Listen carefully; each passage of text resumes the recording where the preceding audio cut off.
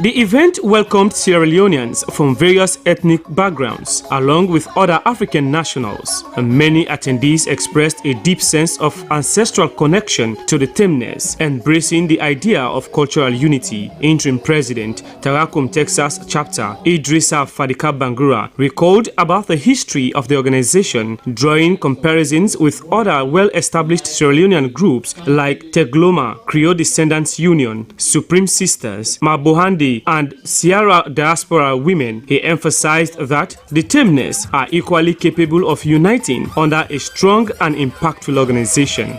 We are all clan people, come on, are different clans, but this is all working toward the same goal for develop Salone. If you develop the area, say in the Timni land, then you develop Manigo land, you develop Limba land, all of Salone. So that's what we're doing here. It's not about tribalism or sectionalism, it's just about making things work together. The Vice Chairman 1 of Takom Temne Descendants Association International, Sanfa Sise, popularly known as the Texas Chief, said the name Takom means family in the Temne language. Mr. Sise said membership is open to individuals from any ethnicity who feel a connection to the Temne people. He informed his audience that Takom has established 8 chapters across the United States, with ongoing expansion throughout Sierra Leone. The first vice chairman also spoke of Takom's recent participation at the Tadatemnes annual fundraising in London, where the international chairman of Takom, Ahmed Kanu, also emphasized the importance of forming one unified umbrella organization for all Temne-based associations. The event as a whole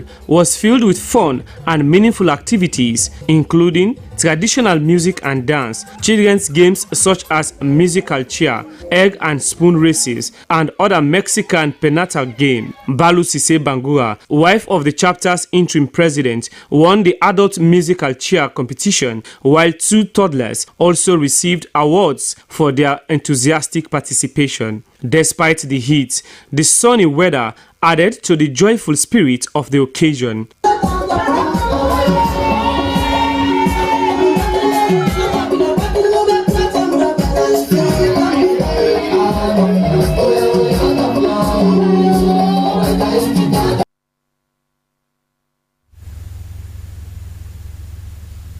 Statistics Sierra Leone, in collaboration with key partners including the United Nations Population Fund, UNFPA, and the World Bank, has commenced what is termed as Users and Producers Consultation Workshop in preparation for the 2026 census.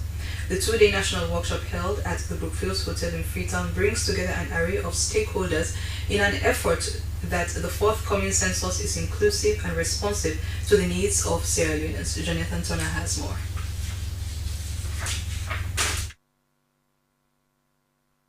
This consultation, thereof, aims to ensure that the 2026 population and housing census will not only meet international standards but also respond directly to the country's development priorities and sectorial planning reforms. Statistician General Andrew Bob Johnny said that the consultation was a critical phase in aligning the census content with the actual needs of policy makers, development actors, researchers, the private sector, and the public. It's data for the SDGs. It's data for the medium-term national development plan. It's data for the African Union. It's data for ECOWAS. So we have to get the standards right. All the checkboxes we have to get right in terms of our tools, our methodologies, our implementation, our dissemination, and how this reach people. We owe a responsibility to ensure that we do due diligence to our people. Deputy Minister of Planning and Economic Development, Reverend Jonathan Titus Williams, said the feedback from the workshop will be used to refine its approach, evaluate new thematic inclusions, and improve outreach and education efforts around census data. On the technical front, progress is encouraging. Drafts of the census questionnaires and other technical tools have been prepared. But tools alone are not enough. To truly maximize the value of the census, the entire process must be inclusive, participatory, and responsive to the needs of both users and producers of data. This is why this workshop is so critical. As Sierra Leone moves steadily towards the 2026 census, the Users and Producers Consultation Workshop marks a major step in democratizing data and strengthening the national statistical system. For SLBC News, Jonathan Turner reporting.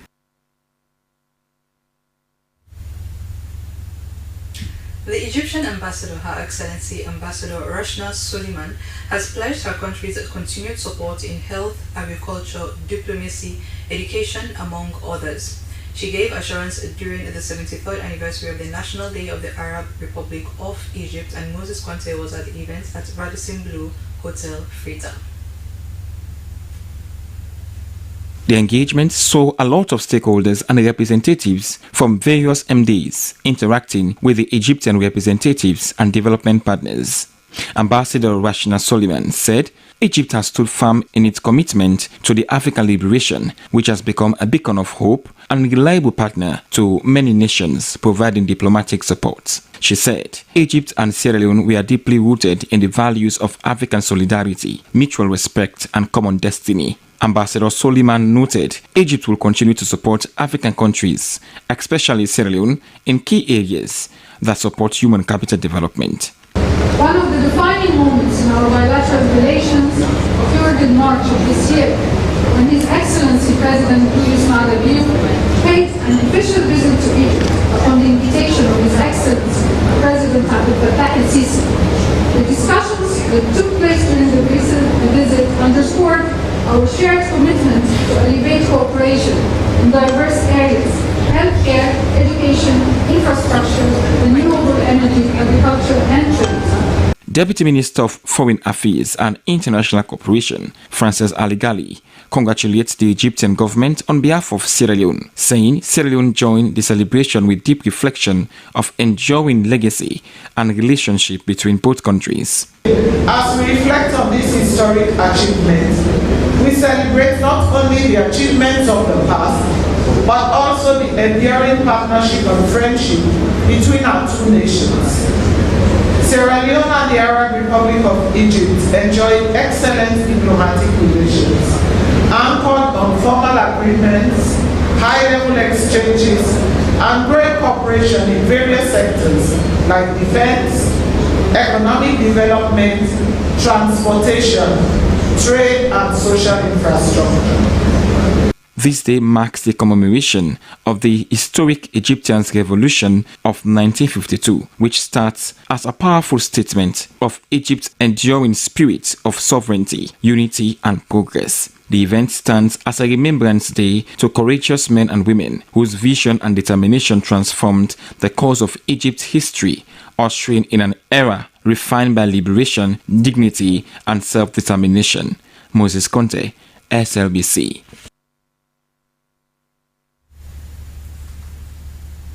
The Ministry of Agriculture has hosted a meeting focused on African Agricultural Transformative Initiative, AATI, led by the Minister of Agriculture and Food Security.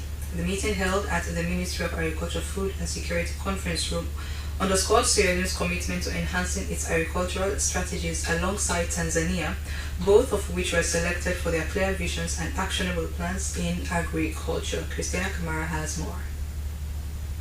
The meeting brought together leaders and technical experts from the Agricultural Transformation Offices in Sierra Leone and Tanzania, the founding partners of African Agricultural Transformation Initiative, International Fund for Agricultural Development, Alliance for a Green Revolution in Africa, and the Gates Foundation, to review progress, share lessons, and chart a course for the next phase of agricultural transformation. During the press conference, the partnerships were said to be a catalytic mechanism that allows for a faster and efficient delivery of the feed salon. The initiative is not a project but a long-term mechanism to enhance capabilities and delivery, aims to provide the tools, processes, and expertise necessary to implement the agricultural visions. Minister of Agriculture and Food Security, Dr. Henry Musa Kpaka, expressed gratitude for the opportunity to host the AATI Steering Committee. He emphasized the crucial support from key partners, including the Gates Foundation, African Agricultural Foundation Initiative, International Fund for Agricultural Development, and the Alliance for a Green Revolution.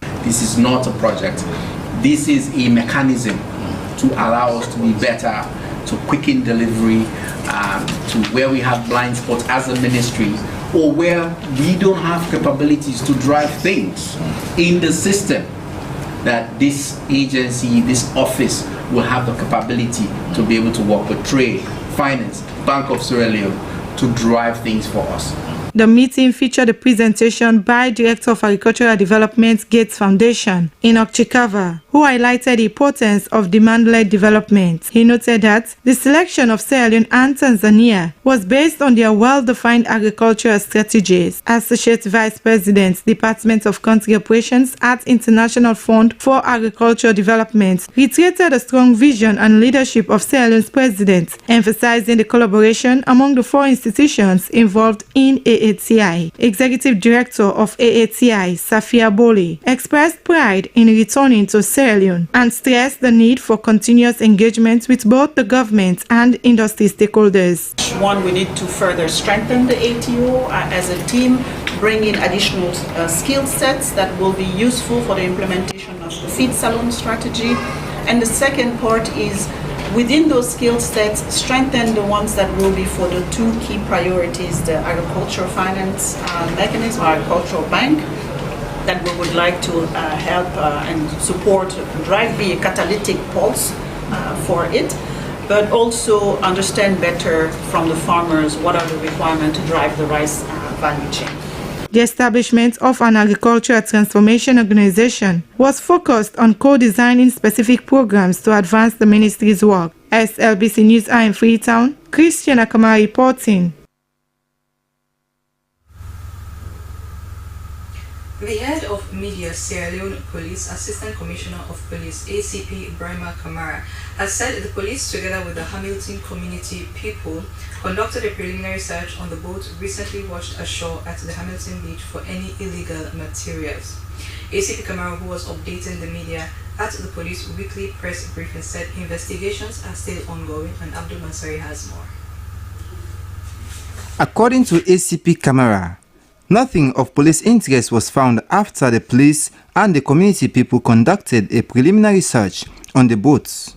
He assured the public that the police will continue its investigations, noting the police will not leave any stone unturned. Thoroughly they searched the boat, but honestly, at the end of it all, there was nothing of police interest, nothing of security concern. And don't forget to they searched the boat. The committee member did it. If I didn't at the scene before we reached there. AIG Francis Mendy, Freetown East Region, told his audience that they cleared the Eastern Police Axis, stating armed robbery, fraud, and illegal possession of firearms were among the cases they are currently investigating. The head of CID, ACP Aliu Jallo, said they are presently investigating some people who were caught by the police with firearms, including pistols with over 40 live rounds and cartridges, money doubling, and forging of documents of different MDAs, police clearance, and birth certificates, among others. Director of Operations, AIG Dr. John Senesi, said the weapons that were arrested were not from the police, neither the military, stating they will trace the owners of such weapons. SLBC News, Abdul Mansari reporting. The Ministry of Health and Sanitation has announced the temporary closure of the mortuary at the Connaught Hospital in central Freetown. The closure, according to the hospital's management, was part of upgrading the mortuary into modern standards. Jonathan Tola witnessed a press conference in Freetown. According to authorities, the existing Connaught Hospital mortuary was last renovated over 20 years ago. The cool room and freezer were outdated and not fit for modern post-mortem care. This critical upgrade, they said, will help to uphold dignity for the dead and improve overall mortuary standards. While the Connaught mortuary undergoes renovation, the government has negotiated with the 34 military hospital, Jewish Chinese hospital, and police hospital to temporarily handle civic and medical legal corpses. Also, embalming services at Connaught will continue during the transition, but families were given a 2-day window to collect deceased bodies of their loved ones after being embalmed. Deputy Chief Medical Officer, Ministry of Health, Dr. Mustafa Kaba, underscored that the intervention is part of a broader national plan to modernize the country's mortuary services, improve service delivery, and ensure the respectful handling of the disease. Connaught Hospital's care manager, Dr. Ibrahim Makapua, welcomed the development, noting that the mortuary upgrade will happen alongside other ongoing improvements at the hospital, including the solar energy system and enhancement to the radiology departments. I'm very happy as the head of the institution. I'm very happy to be at the helm of affairs whilst we're having this development, because I think our country needs it, our people need it. We need to improve our services that we are providing. So upgrade. So we're having new cold rooms, and we're having new mortuary equipment that will be here. So we're renovating the building. Once we renovate it, because we wanted to have a befitting status. During the renovation, specific areas were slated for demolition and improvements. These include a complete overhaul of the cold storage facility to ensure temperature reliability, a viewing room, a kitchen hall, and other structural integrity. For Slbc News, Jonathan Turner reporting.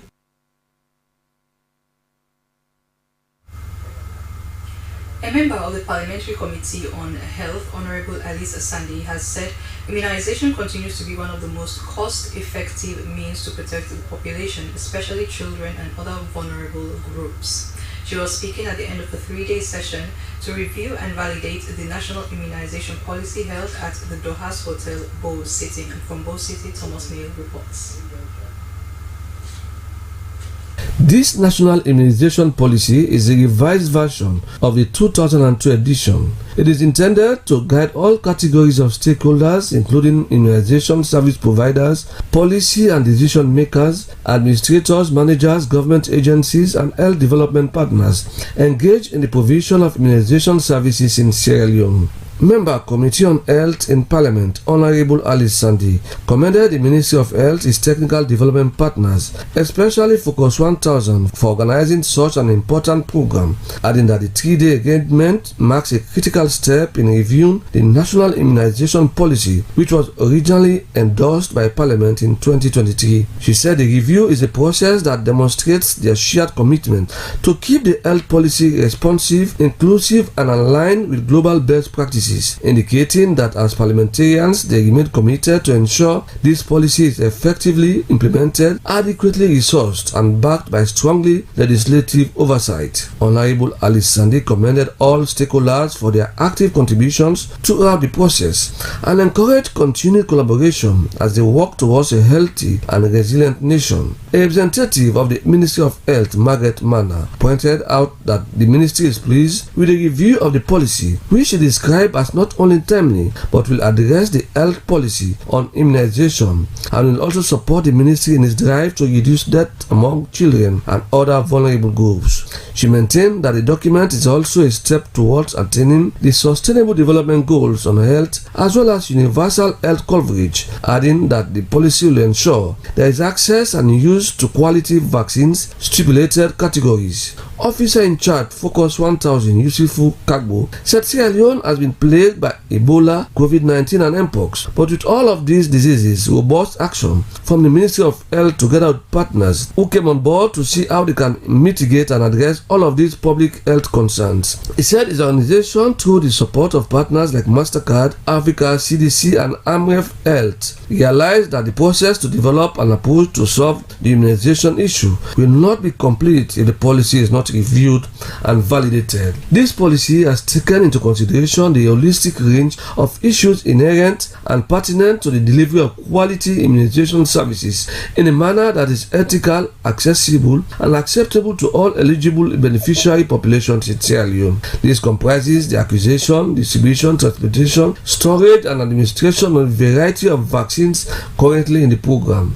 The revised policy will also provide guidelines on introduction of new vaccines into the immunization program.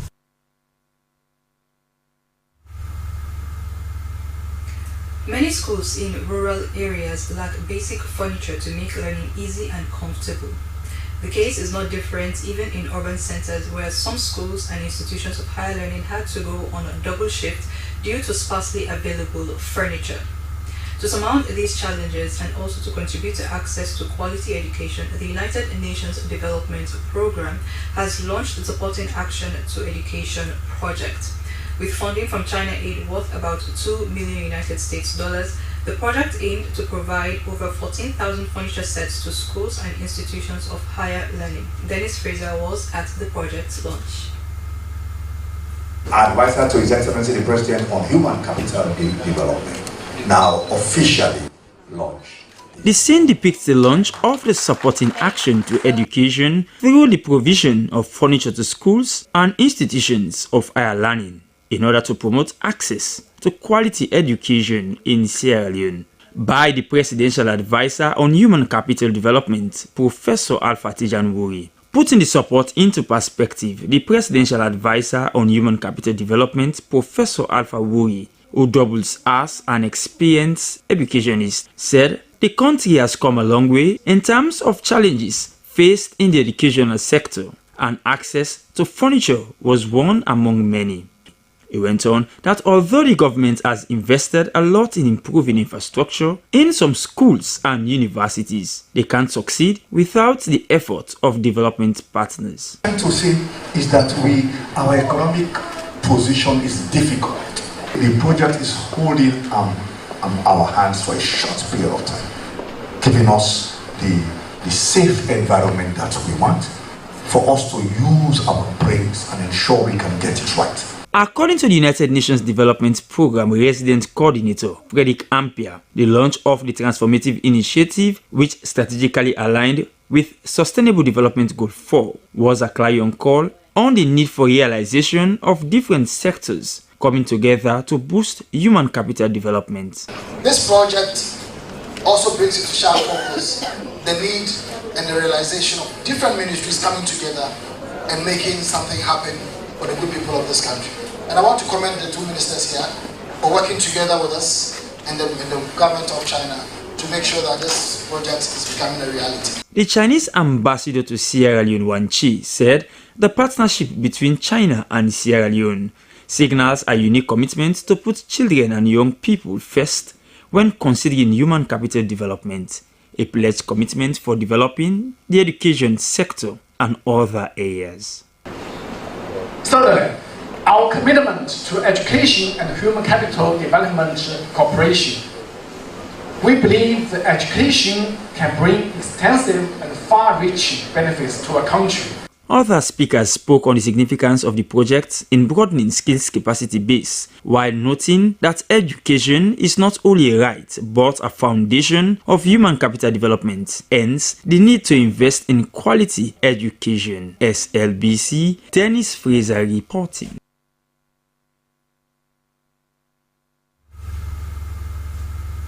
The Resilient Urban Sierra Leone project, together with the Ministry of Plans and Country Planning, has engaged the Bombali, Koidu, New Sembemu and Putloko City Councils on the city's spatial plans. Supported by the World Bank, they unveiled the secondary cities' spatial plans for inputs and contributions, and Hassan Furi was there and reports from Makeni City. The structure plan of the city. It is also the capacity building report for the 6 cities as well. Stakeholders' engagements, interaction with councils to ascertain their needs, and further consultations with related entities gave birth to this formidable draft plan that prompted the meeting. Addressing attendees, the Director of Country Planning, Sir Makanawa, said for far too long cities have operated without guiding structural plans, which has led to uncoordinated development, unplanned settlement, environmental degradation, and poor land use. He said the development have compounded traffic congestion and pitiable infrastructure. And we all know that in the absence of plans like these, investment opportunities are often lost or misdirected. So in response to all this, the Ministry of Lands, Housing and Country Planning, with the support from World Bank through the Urban Resilience Project, is preparing what we call a structural plan for 6 municipalities. Our objective is to, 1, ensure that every city grows in a planned manner, secondly, coordinated manner, and thirdly, in a sustainable manner. He said they have already tendered a new bill to Parliament, which has gone through first and second readings, and now with the Parliamentary Committee for Lands, adding that once it became law, it would replace the 1946 Act. Council representatives expressed the willingness to participate in the process at all levels. You saw what they presented, that there are areas within Makeni that are unserved, and these areas constitute part of the urban sprawl. So because of their part of the constitution of the urban sprawl, what the project did was to bring them on board so that when there is going to be a boundary redistriction or expansion of the boundary, then these people will be catered for. Fortunately for us, Port Loko is a very new city. We have all the opportunity, there are land spaces, there are opportunities that we can go around to make use to make that city a very beautiful city. That one that will be very admirable to so many. This partial plan has adequately given us the data that we need for every investment plan. Investment plan in terms of diversification of our economy, for mining to agriculture, by restoration of land or mine out areas, investment plan in terms of flood mitigation, investment plan in terms of greening of the city or tree planting to mitigate climate change, investment plan for us to have adequate water supply in the municipality, for social amenities, schools and healthcare facilities. The structural plans for cities would present usable and realistic approaches that could control and shape the future for sustainable development.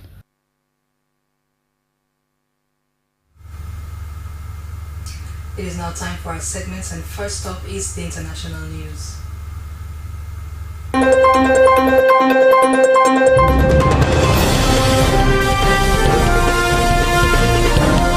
Hello and welcome to the International News Summary News Hour. Clashes between Thai and Cambodian troops at their disputed border have left 12 people dead, Thai authorities say. The fighting marks an escalation of a dispute between the two Southeast Asian neighbors that dates back more than a century. Most of the casualties were civilians from 3 Thai provinces, according to the Thailand's army, which also reported that several people were wounded. Cambodia has yet to confirm whether it suffered any casualties. Both sides exchanged gunfire early on Thursday, which each admitting the other had triggered the conflict. It escalated quickly, with Thailand accusing Cambodia of firing rocket and Bangkok carrying out airstrikes on Cambodia's military target.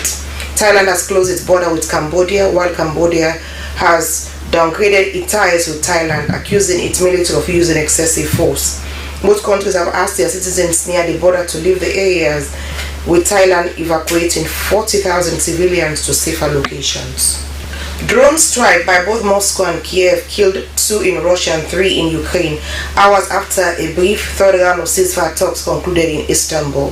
3 people were found dead in the rubble of a house after a strike in Ukraine's eastern Kharkiv region, and several people were wounded in the cities of Cherkasy and Zaporizhzhia.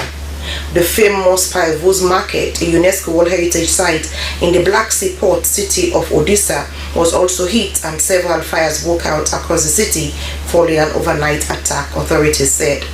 Meanwhile, the Russian authorities said 2 people were killed and 11 injured in an overnight Ukrainian drone strike on Sochi in Russia's Krasnodar region. Another Russian attack on the Ukrainian city Kharkiv on Thursday morning also left 33 injured. Ukraine and Russia delegations met on Wednesday evening in Istanbul in third round of ceasefire talks. Neither side appeared to have much hope for progress before the start of the talks, which according to the head of Ukrainian delegation lasted barely an hour.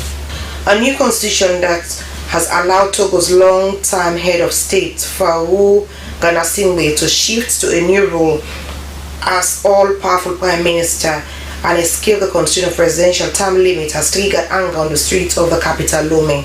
Protests are set to continue this Friday. At least 5 demonstrators have died while confronting official security forces in recent weeks. But it is not the orthodox political opposition, predictably crushed on local elections last week, that has mobilized frustrated young Togolese people. Instead, it is musicians, bloggers and activists who have tapped into popular anger and worriness with a regime that has been in power under the leadership of Farouk Ganassingbe, or before him, his father Gnassingbé Idiama, for almost 6 decades. The outstrips even Cameroon's 92-year-old President Paul Biya, who has just confirmed his intention to stand for an 8th successive term in elections later this year, or Gabon's father and son's president Omar Bongo and Ali Bongo, latter of whom was deposed in a coup in August 2023. And finally, the former head of the Central African Republic Football Federation, Paris Udriodu Ugasuna, has been found guilty of committing 28 war crimes and crimes against humanity by judges at the International Criminal Court. He was accused alongside Alfred Yikantom of co-coordinating attacks against the country's Muslim population in 2013-2014. Yikantom was found guilty of 20 charges. The judges gave their verdict after a trial lasting almost 4 years, involving more than 170 witnesses and nearly 20,000 items of evidence. Ngasuna was sentenced to 12 years and Yikantom 15 years. And that's all in the international news. Thank you so much for watching.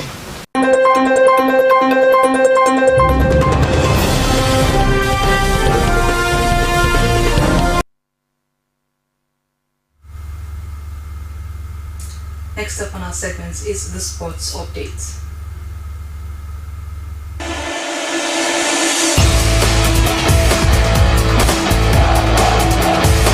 Hello there and welcome along to the sporting updates that keeps you in the know, and my name is Abdul Kabir, and we begin with basketball in this edition. Sierra Leone's U16 basketball team obtained an impressive qualification in Guinea during the Afro Basket qualifiers against Mauritania. Well, it was indeed a nice run by the U16 players who had an exciting qualification to the competition that is set for September in Kigali. Well, for the Stars, they are super excited, and in fact they met with authorities in sport, including the Ministry of Sports, the National Sports Authority and the National Olympic Committee of Sierra Leone. They presented their trophy which they won in Guinea. For the team, they are working on the exciting moments they had in Guinea for them to have that huge consistency, among other things, whenever they face their counterparts in the Afro basketball competition in Kigali. Now, away from basketball, we'll move over to football. Sierra Leone's Kumbazaina Brima, a name that rings a bell. She has struck in 7 goals for a Latvian club, Riga FC. She is now shaping the league in terms of goals. In just over 2 months, she has performed absolutely well. She is one of the players to reckon with. Kumbazaina Brima is well known for scoring fantastic goals, and she is a player to reckon with. This talented female footballer has proven that if Sierra Leonean female footballers are given the opportunity, they can perform exceptionally well on the international stage. Kumba Zaina Brima, congratulations, and keep scoring and making Sierra Leone proud. That ends your updates. Thank you so much for your time.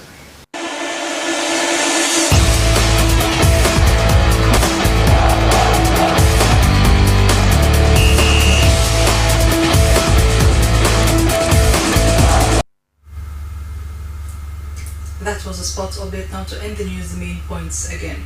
The National Disaster Management Agency has confirmed the collapse of a fence at New England Ville, leaving 3 dead and 1 still missing.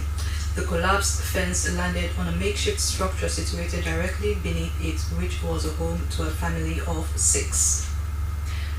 The Ministry of Social Welfare has hosted the 5th discharge ceremony at the Hastings Rehabilitation Center for 49 drug users who have gone through rehabilitation.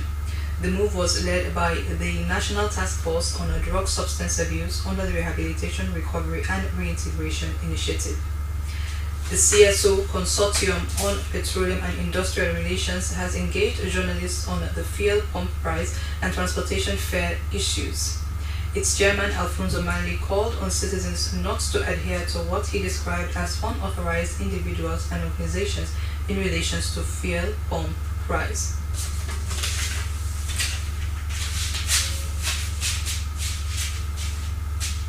That's how we wrap up this morning edition of Nisa. I have been Maria to the Creek. Good morning.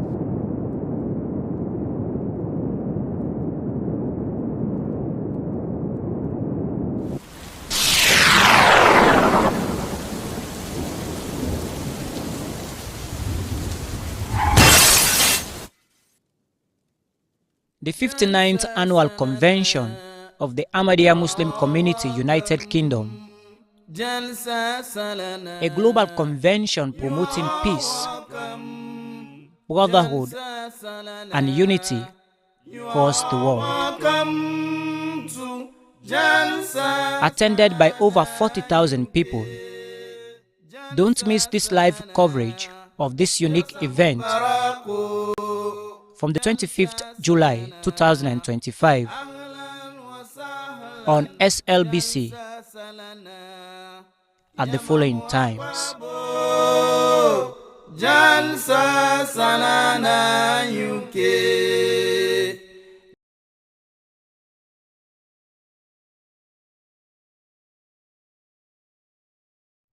The 59th Annual Convention of the Ahmadiyya Muslim Jama United Kingdom, na a global convention where they promote peace, brotherhood, and one word across the world, where over 40,000 people can attend. Don't miss this live coverage of this unique event from the 25th July 2025 on SLBC. Doing the time the year. Jalsa Salana UK.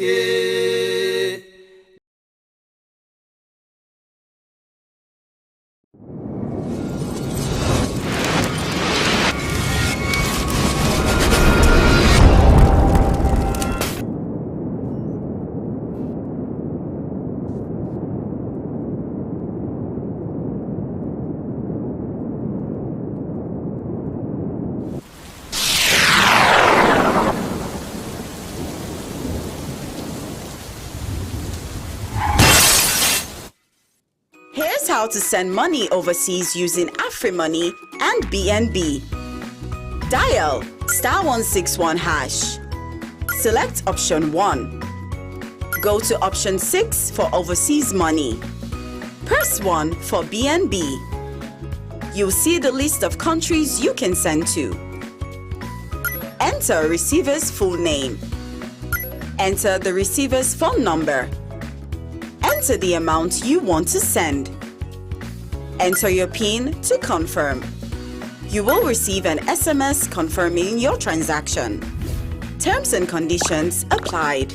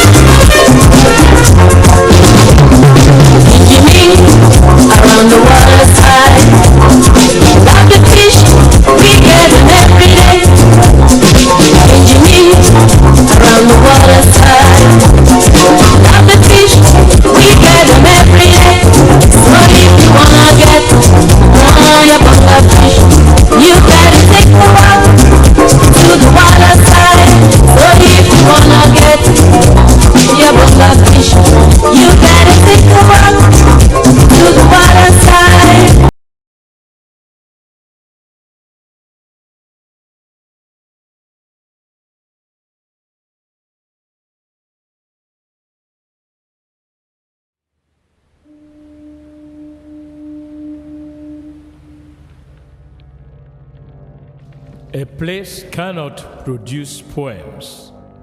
It can only not prevent them. And Freetown is good at that, for Freetown has its own sudden elegances. People are slow to leave it, quick to return. And there are others who come for a year or two and stay for a lifetime, sensing that they found a city that is in the world, yet sufficiently on the edge of it to have a different resonance. Let me tell you something about this city. All of us, we're all just passing through, and we've all been here forever. Those who came, those who stayed, those who never returned. Tides turn, seasons change. We've waited and we've watched. But we've always been here. We've always listened. Because there is a different resonance here.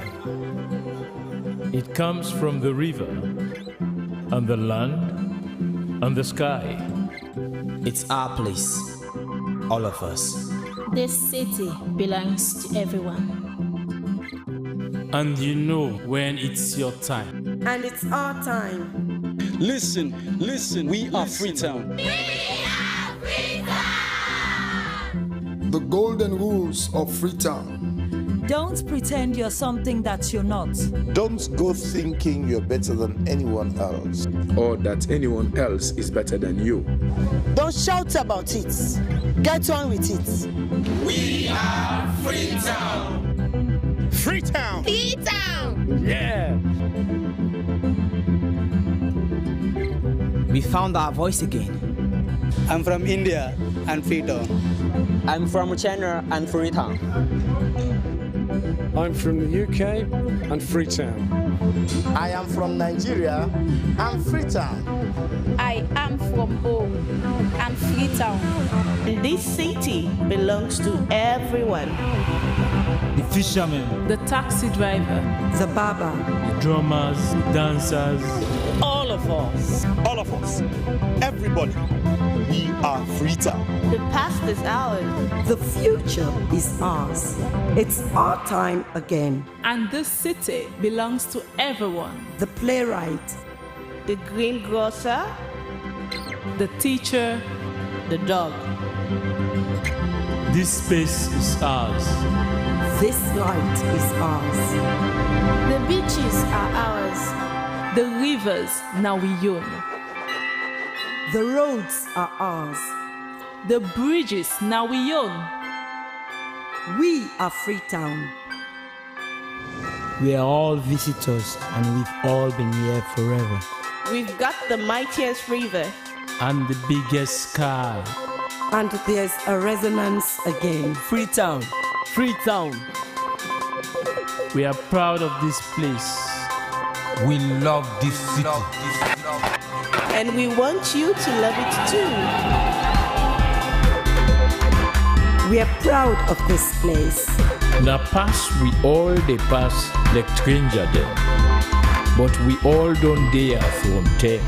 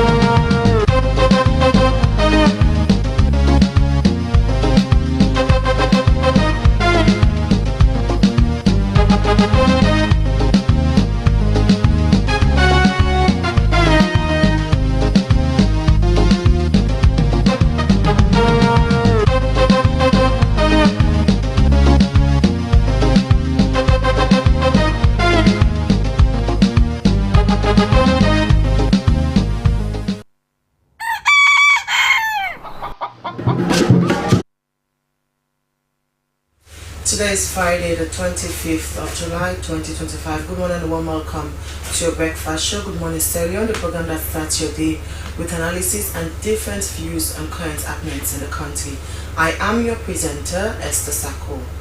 Our quote of the day is from Nigerian writer Chinua Achebe, and it says, "One of the truest tests of integrity is its blunt refusal to be compromised." Coming up in this edition of the program, Imran Silla declares his intention to run for the publicity secretary of the SLPP in the forthcoming National Delegate Conference. Capital Fruit tells us more about the operations in Sierra Leone, an initiative in Capacity Building Association, spelling bee, to host a global fundraising sponsored walk this weekend. These stories are lined up in this edition of the program, and you can be part of the program by sending your text message to the number displayed on your screen, or send your comments on our Facebook page at SLBC Live. The program you're watching is Good Morning Sierra Leone. Stay with us.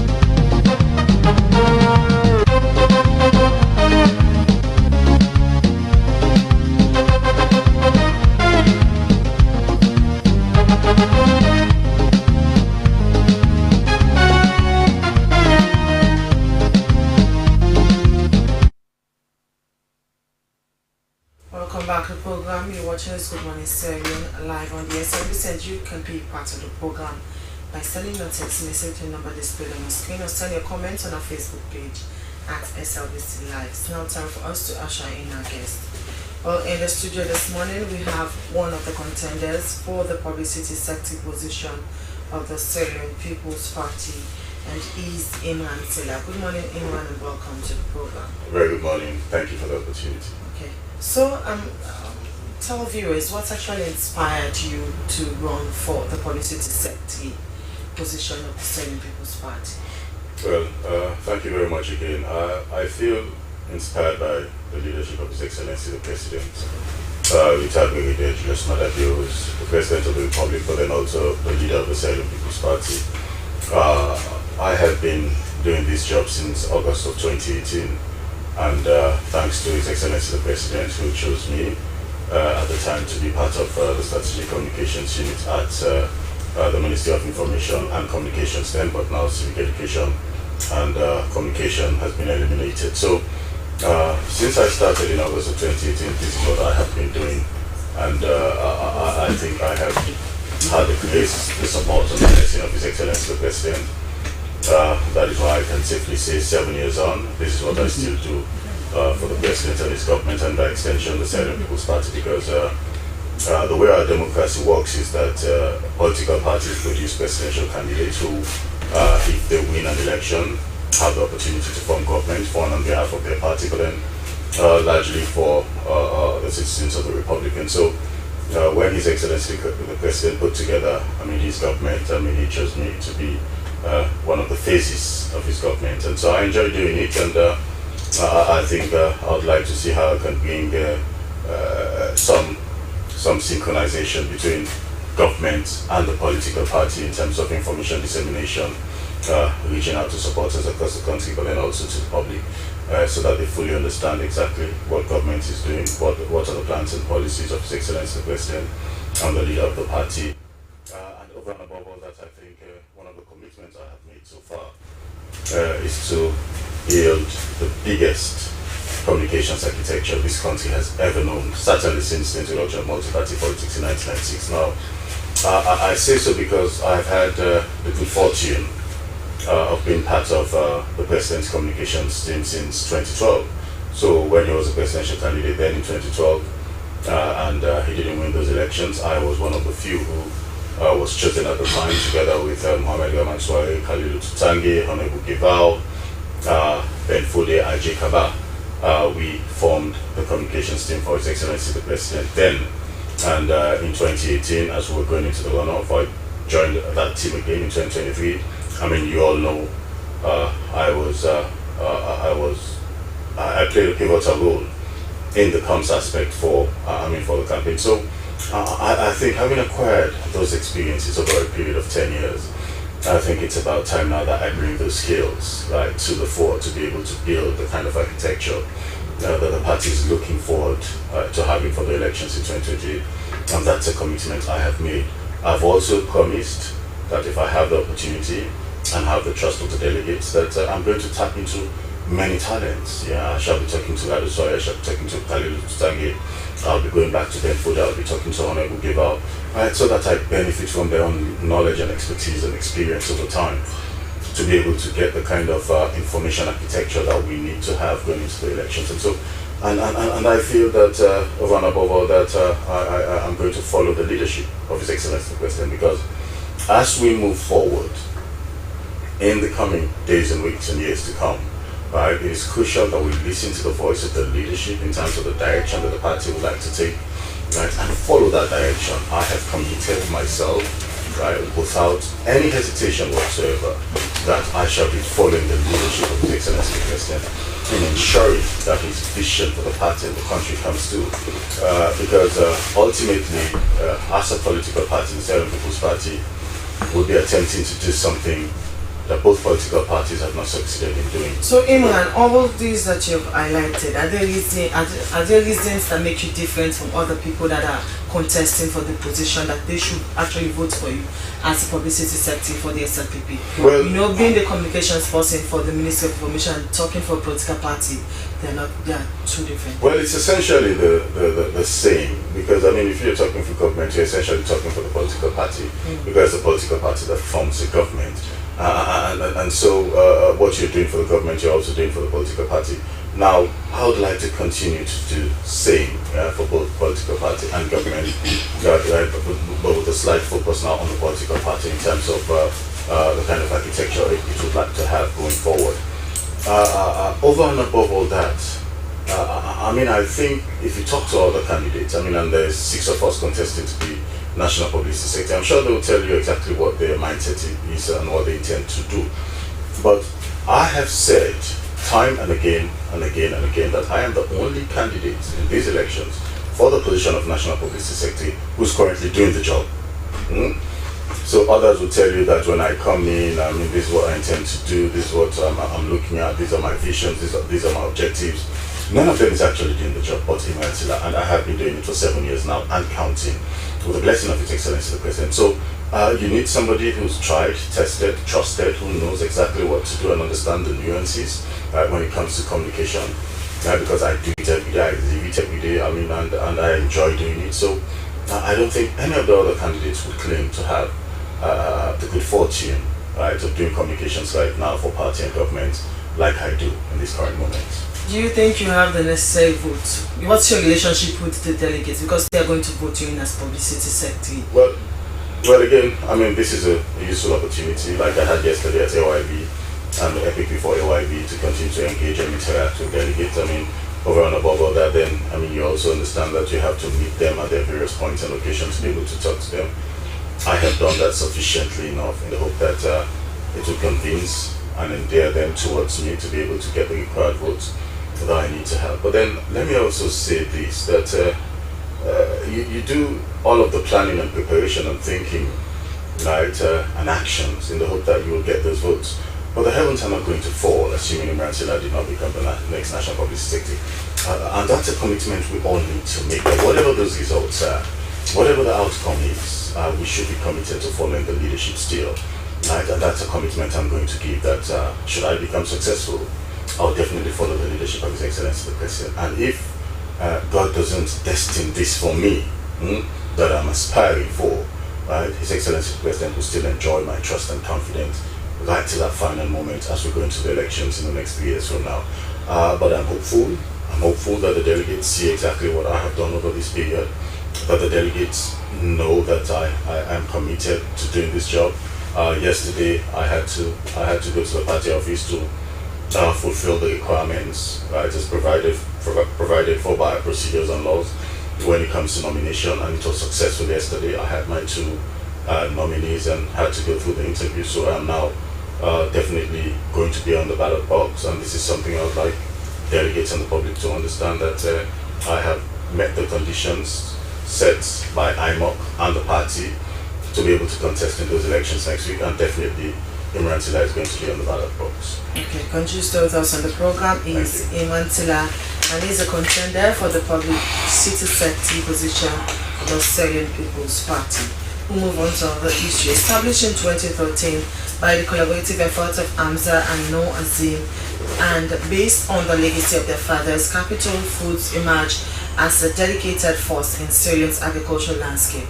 More than a company, it embodies a commitment to nurturing lives and empowering local farmers. Capital Food showcases the resilience and determination of farmers, ensuring each product presents not just taste but a narrative of empowerment, community enrichment, and the sustainable growth of Syrian's agricultural legacy. In the studio, we have the Human Resource Manager, Capital Food, Kaba Dinji. Kaba, did I pronounce your name well? Yes, no problem, yeah. Welcome to the program. Yeah, thank you for having me. Okay, so take us through the operations of Capital Food since it was established in 2013. Good morning, listeners, and good morning, our valued customers. I believe Capital Food has established in 2013, and since our inception we have been doing extremely well, and our operation has been one of tremendous progress, as we have a dynamic CEO who is more focused on innovation and also developing young people who are willing to work. Capital Food has been in the food industry and also in the agricultural sector, wherein we nurture life and also support local farmers. We are working with over 12,000 farmers who are outgoers, and also we have our local distributors and also our local people who are helping us in terms of selling out our products. Capital Food, as you likely said during your introduction, we have been doing food production, which is the hallmark we normally see in Sierra Leone, the taste of salon. And I believe we have various products in terms of our juice products, which from mango, we have pineapple, we have the tropical, and also have the tamarind, which we normally stormy, and also we are doing puff snacks, which you can use for your children's birthday also. And we are also into cocoa exportation. We export cocoa, and also we do pineapple plantation. So Capital Food, for me, I would say, is one-stop market wherein we are involved into various activities, and we also work in partnership with various international NGOs like the EU. We also work with GIZ and Invest Alone, which are our partners, and we also embark in the development of human capital, supporting the Sierra Leone government in terms of empowering young people and also giving them job opportunity. So Capital Food has been established, and also we are progressing in a various way in the market. And in terms of our products, we also emphasize on quality. Quality is one of the things that we ensure that whenever we send out our product, we ensure that it's good through rigorous in testing, and we have the most established and most recognized lab in the country, wherein we can test all of our products and also have expertise. And we are ISO certified 22,000, which is food safety management. And these are the things that you need to achieve in order to be established in the market. So for Capital Food, we are not just doing locally, we are also exporting. And when you talk about exportation, you have to meet the required standard, and which we have met in terms of all of this in compliance. And when you you talk about Capital Food, it's an household name. So that's why we are here, in order to ensure that people know about Capital Food and people are aware about our product. And if you want to become a distributor, you can call us, and you can also come to our offices and also do an inquiry. Some of the qualifications are very simple in terms of you becoming a supplier. You just have to have an established shop wherein you have all compliance met in terms of your registration, your TIN, your city council registration. So these are all of the things you need to do in order to ensure that you become one of our distributors. And also, Capital Food started at the east part of the country, Kenema district, wherein we thought it fit that people are producing a lot of food and these are getting spoiled. So we say, okay, let's go into this market and also buy from them, so we'll be able to give them that kind of sustainable income in the market. And as a company, we ensure that we give back to society in terms of training and development. We train our staff, we train our farmers in the most sustainable way of farming, which will help them to produce and at the same time help them to earn income for their family. And in terms of our staff, we develop them in terms of their capacity building and ensure that they are able to do their work and they are able to pass on, transfer skill to their subject. Okay. So in the area of reach, how would you describe your reach across the country? Well, in terms of our expansion or our reach, we operate in various parts of the country. We operate in Kenema, in McKinney, Bo, and also in Freetown. And also we are expanding from time to time. That's why we are here now to let people know that you can come to Capital if you want our product. They will be able to reach you in the villages and anywhere you want this product. Okay, so you spoke about you empowering local farmers. What are the targeted communities that you have been empowering? Well, as I said earlier on, we have our plantation in Kenema, Anga to be precise, and Tiso, around Tiso, we are in, and we also go to Kailaon and these outer villages to ensure that we meet these local farmers, because they are the ones that are closer to our operation, and they normally come to Tiso, Kenema, wherein we have our outlets. They sell their product to us, and at the end of the day, we also go out there with our expertise to ensure that we train them how to maintain this product and how to have a very good produce at the end of their farming.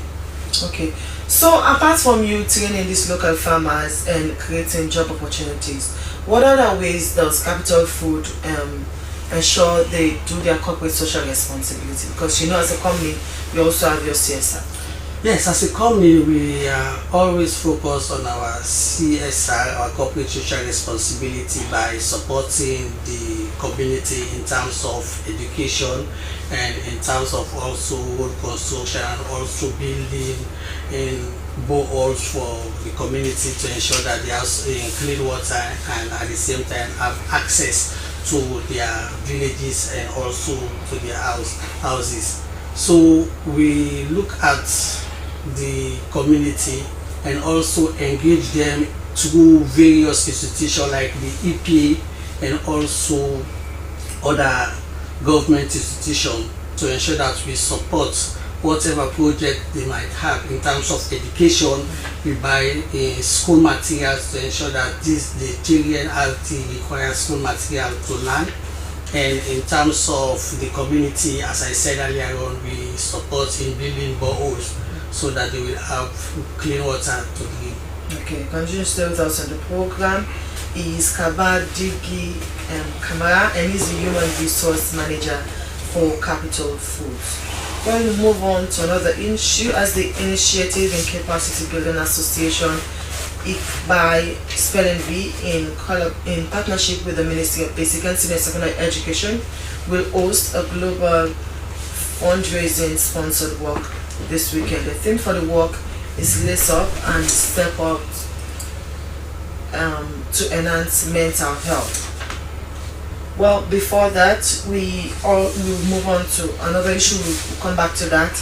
As in the studio this morning, we also have one of the contenders of the organizing secretary position of the Sierra Leone People's Party, Alusan Kabo. Welcome to the program. Good morning. Okay, so tell us who Alusan is and why should you be voted for as the organizing secretary position of the Sierra Leone People's Party. Okay, before ever I go further, I want to take your permission because I am talking to my delegate. Permit me to speak Creole because I want even my delegate at Falaba or Kailaon to get me clearly.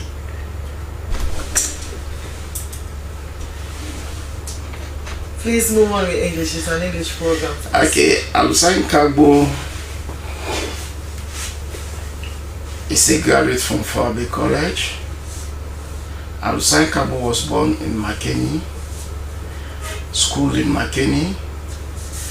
Alusan Kabo, after college, was a teacher in Makeni, a journalist, a civil rights activist, and I've been championing the cause of party people across the country.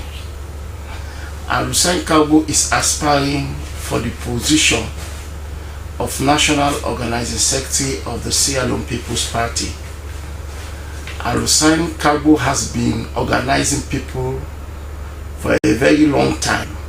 Now I only need the mandates from the party to carry out my activities smoothly and effectively. So what's new are you going to bring in the organizing sector of the Sierra Leone People's Party? Well, the organizing secretary position of any political party is the operational wing of the party. I can say it's the nucleus of the party because you really need to galvanize support immensely for the party and prepare for national elections. And now that we want to continue to stay in power, then definitely Alusan Kabo will try as much as possible to galvanize support in the north because we need to increase our support base in the north if we really want to stay in power. Because I want people to forget about the opinion or the notion that, oh, government is 10 years. No, governments are elected or selected for a specific period of time, after which we have to seek fresh mandates from the people. So after every 5 years, we need to seek fresh mandates from the people. And Alusan Kabo is ready because I have already worked with legends in the party during opposition days, the likes of Dr. Abbas Bundu, His Excellency retired Brigadier Julius Madabio, and other legends, Dr. Kadisisi of blessed memory.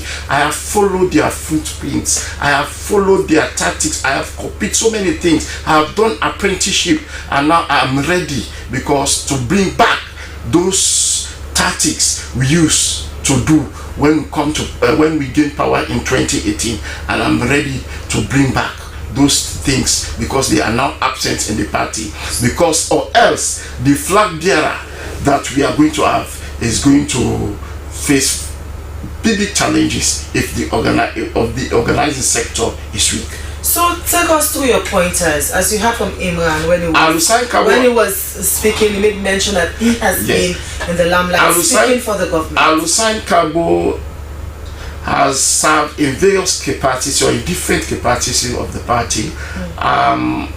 Prominent among I was the regional publicity secretary North for the Sierra Leone People's Party. I have been advocating and also and bringing people on board to join the Sierra Leone People's Party, and also articulating the ethics, the norms, the values of the Sierra Leone People's Party, because the Sierra Leone People's Party is actually a democratic party and we respect the rule of law. So I have done a lot. I have worked with some national officers, I have worked with legends. I was part of the campaign team in 2018. It was very, very difficult at those momentous moments when the party was actually fighting to come back to power. it wasn't actually easy, but Alusankabo was there. We have actually, from several campaign groups, we have done political crusade, door-to-door campaign to see that the SLPP come back to power in 2018. And then definitely we are going to put more effort to see that in 2028 the party retain power. And the only way out is Alusankabo. And mind you again, Alusankabo is a commissioner in the Local Government Service Commission, and this is the very first time a commissioner from LGSC is aspiring for this position. So now even the councillors, they are at the forefront supporting Alusankabo. They are championing my campaign. So now I am pleading to all my councillors, all SLPP councillors, chairmen, this is your candidate. Don't forget Alusankabo. So Alusankabo, what is your level of popularity in the SLPP? Well, Alusankabo is a compound name in the SLPP. I have been in the SLPP for a very long time. I did not join the SLPP. I was born in the SLPP. My father was a zonal chairman, Mr. His late Mr. Mohammed Kabo. He was residing at Olwaf. Those who know him will definitely attest to that. Man, in fact, if you want to locate Alusankabo in McKinney, when you go to SOS, you just ask for greenhouse. They will tell you that, oh, that's the house. That is my address, greenhouse.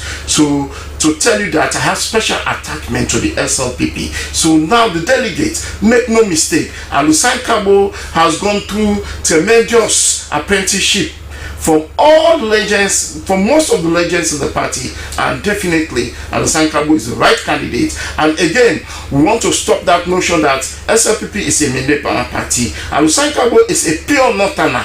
But yet still, even during my nomination, it was the Southerners, people from the South, that nominated me. To tell you that in SLPP, there is one country, one people. Inclusivity is very important. There is a notion at the northern part of Freetown, a lot of people there support the main opposition, APC, and you're coming from the north.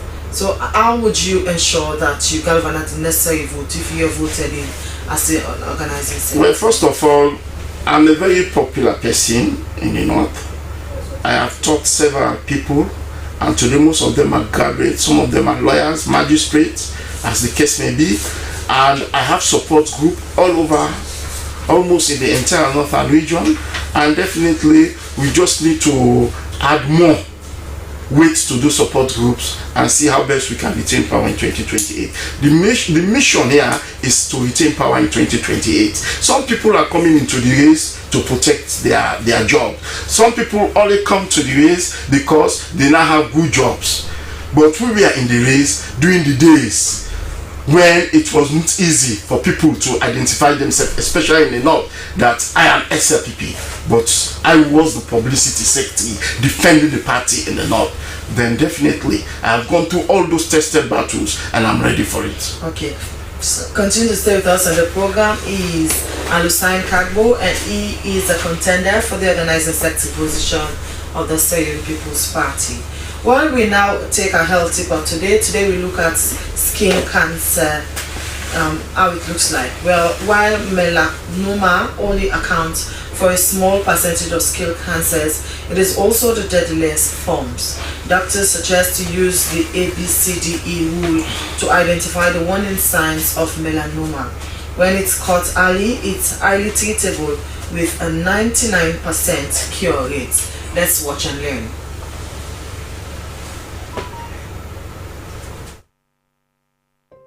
Melanoma accounts for only about 1% of skin cancers. However, melanoma, which means black tumor, is also the deadliest form of skin cancer. Melanoma grows very fast and can spread to the lymph nodes or internal organs. Luckily, it's highly treatable. In fact, it has a 99% cure rate when caught early. Early detection is key to determine the best treatment plan. Experts recommend using the ABCDE rule to identify the warning signs of melanoma. A. Asymmetry. Spots on your skin are normally symmetrical. If you draw a line down the middle of a mole or a skin spot, each side should look the same. However, when these two halves don't match, meaning the spot is asymmetrical, that could be signs of a problem. B. Border. Normal skin spots have a smooth, consistent border. A mole might look like a perfect circle. An abnormal skin spot might appear jagged or uneven, like a splotch or a splash. They might also have an irregular shape. C. Color. The color of a melanoma is mottled and inconsistent, with shades of brown, black, gray, red, or white mixed together. D. Diameter. Larger skin spots are a sign of skin cancer.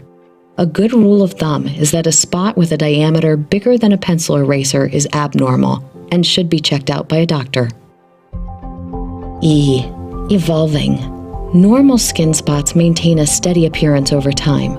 However, if you develop a new mole or have a mole that starts to grow or change shape and texture, this could be melanoma. Doctors sometimes identify cancer using what's called the ugly duckling rule. If you have a mole that looks different from other moles nearby, perhaps it's bigger or lighter in color, that could be a warning sign. Some melanomas don't fit the ABCDE rule. Check in with your doctor if you have any sores that won't go away, unusual bumps or lesions, or changes to your skin or existing moles. Having regular skin examinations and keeping close watch for any changes just might save your life.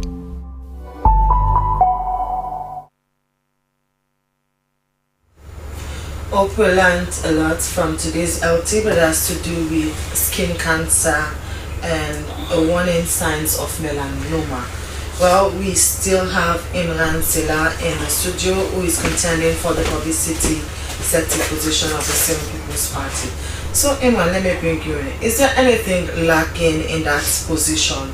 Or is there, if nothing is lacking, is there anything new that you would bring to that position if you're elected as the publicity secretary of the SLPP? Well, I mean, I have to give credit to Lai Lawrence Lehman, who did a fantastic job in his 2 terms as publicity secretary of the Sierra Leone People's Party.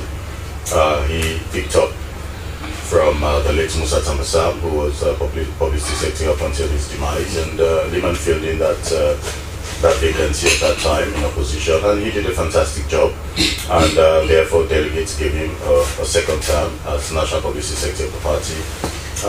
And so therefore, I mean, I think if I have the opportunity, I'm going to bring in fresh energy, fresh zeal and passion and exuberance, right, in the right framework to that office, and I also bring in a lot of skill sets and experience and expertise which I have acquired over time since 2012, and over and above all that, to be able to build the right team. I mean, we have publicity secretaries across the various structures of the party.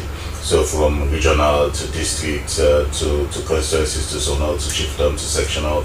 It's how you bring all of those individuals together, right? Adding now bloggers and the new media and so on and so forth, including traditional media.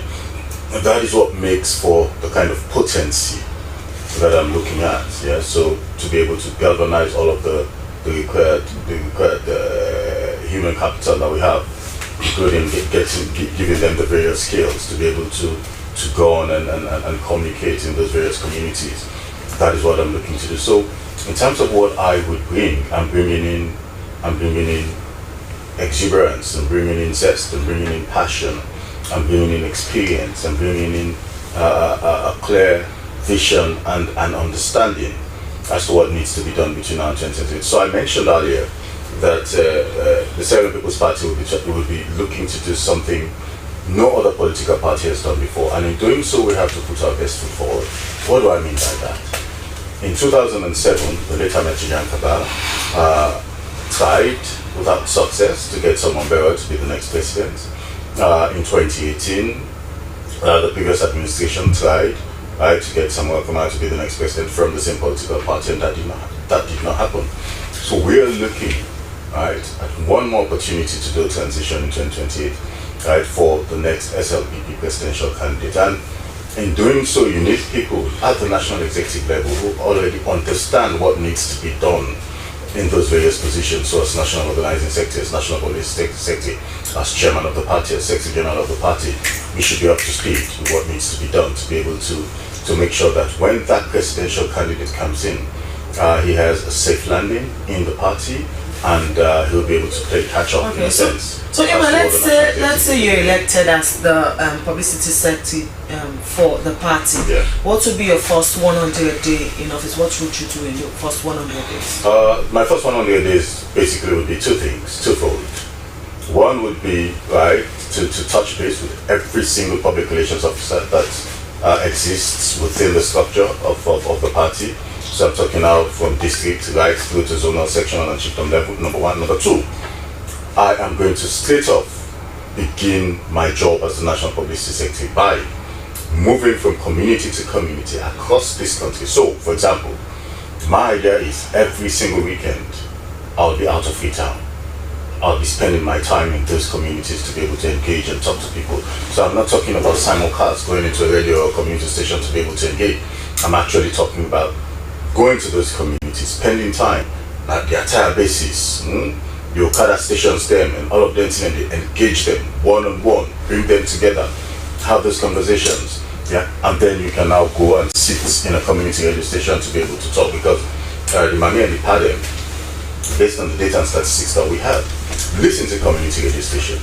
In fact, the majority of Sierra Leoneans, I think about 70 or 80%, that's the data that we have, believe in their local community radio stations, right? And so you need to be able to engage at that level, but then also spend time engaging people in those communities, one-on-one, sitting down with them, having those conversations. It's not all the time that they see someone from government or a political party having those conversations. And so that would be a fresh start, and that's what I'm looking to do from day one. My first 100 days is going to be very busy, and so I intend to start off at that point and make sure that I listen to the National Chairman and the National Secretary General in terms of what their additions would be on the overall vision and objective, right? Take those and move forward. It is going to be a teamwork at the national executive level. That is what I understand. More than anything else, that you do not succeed alone. You succeed because of the team you have around you. And that is something that the President has taught us over time. Okay, can you stay with us on the program? Is Iman Tila, and he is running for the political secretary position of the Sierra People's Party. Now let me bring you in Kamara. So, speaking of the Sierra juice, over the years, people have been raising concern that the quality has dropped with regards to thickness and all. What would you say with regards to that? Well, as I said, in terms of quality, we are very keen on quality, and we believe that whatever we are producing is of the required standard. You know, everybody has different kind of choice in terms of what they need, you understand? And I'm telling you, since inception, we have not changed in terms of quality. All what we are doing is improvement, improving our product. So if somebody is saying that the thickness or whatever, I believe it's just a matter of their opinion. But I want to assure the public that Sierra Juice, we still maintain the quality, and we believe in giving out the best to our customers. So people should not be afraid of whatever they consume from our company, because it's of high quality. As I said, we have all the necessary compliance which we have attained, and will continue to maintain that kind of a standard. So in terms of the quality, I don't believe we change in any way. Okay, so before we leave you, what do you want to say to the public? Well, I want to encourage each and every one of us. I will start with my brothers at the studio. You can also use our products in terms of your campaigning, our water, our juice, and also our chocolates, and every product we are producing. And I want also to inform the public that we are also selling rice at a reasonable price, and also sugar. So you see, we are looking at the needs of Sierra Leoneans and try to meet those needs. So in terms of making our products rich the local people, we are emphasizing on people coming in and let we have those street traders pushing out our products to them. So I believe by that they'll be able to have income to support their family, support themselves, and at the same time promote our company, which is owned by Sierra Leonean. And I believe if it's owned by Sierra Leonean, we as Sierra Leonean has to support it, has to own it, and believe that in terms of continuity, it's here to stay and it's here to give us the best. So I believe go with Sierra Juice, go with Sierra Water, and buy Sierra products, which I will say Sierra Juice is the taste of salon, and all Sierra Leoneans should make Sierra Juice one of or part of their consumable at all time. Okay, many thanks there to you. Kabadiki Kma is the Human Resource Manager for Capital Foods, and he has been taking us to their work so far in the country. Well, we also have the Alusine Kagbo, who is vying for the organizing secretary position of the Sierra People's Party. So I'll throw the same question to you. Let's say you're elected as the organizing secretary. What will be your first 100-day office work? My first 100 days, I'll make sure I revive all those support groups that are presently dormant in the party, and also I am going to work collectively with the ideology and direction of the leader of the party, because we all know that the Sierra Leone People's Party is a peaceful party. Our leader is peaceful, and this is not at all cost winning for me. I'm ready to support anyone that emerges victorious. But in my first 100 days, we are going to create new support groups in the party, and also we are going to revive all support groups in the party that were existing before 2028, create new ones, and then to, especially in our strongholds, and then that will be a continuity for the Sierra Leone People's Party. Let's say you're not elected, how would you support the party? I've been supporting the party, and I will continue to support the party in my own way. Okay. Many thanks there to you, Alusine Kagbo, who is vying for the organizing secretary position of the Sierra Leone People's Party. Well, we'll move on to another issue. The Initiative in Capacity Building Association, Spelling Bee, in partnership with the Ministry of Basic and Senior Secondary Education, will host a global fundraising sponsored walk this weekend. The theme for the walk is Lace Up and Step Out to enhance mental health awareness education. In the studio we have Ambassador Isa Losin. Did I pronounce your name well? Yes, you did. Good morning and welcome to the program. Yeah, good morning. As you have heard, my name is Ambassador Isa Losin. I am the Global Ambassador for Spelling Bee in Sierra Leone. So what's the relevance of the sponsored work? Well, the sponsored work is basically a way not to only raise mental health awareness, but it's a way for us to find a way to fund our upcoming trips in October and also in November. We have our Intercontinental Spelling Bee competition in Dubai in October, where we are expected to take 20 participants, but for now we are catering for 10. But we are hoping that we can get more than that. And we need these funds not only for these international competitions, but for the upkeep of the organization. Because we do have volunteers who volunteer with us annually. And even though you don't pay volunteers, but there is something called stipend. So we need to be giving volunteers stipend, and we also need to be using some of these money for the upkeep of the organization. So who are the set of people that you have called to be part of the global fundraising sponsored work? Because as you said, you want to raise money to send your participants for the spelling bee. Well, we have gone from agencies to agencies, offices to offices. So to be honest, since last week we have been going to town. We've been visiting offices, letting people know that they are invited. We have gone to the local commercial bank. We have gone to the Ministry of Basic and Senior Secondary Education, and we are on Slbc TV now, and we all know that one of the best programs na Salon, and we dey echo out with voices, and we're amplifying our voices for them to know that the invitation is open to everyone. The passes are just 30 leones, opposite chapter 1, that is the starting point, and we end at Family Kingdom.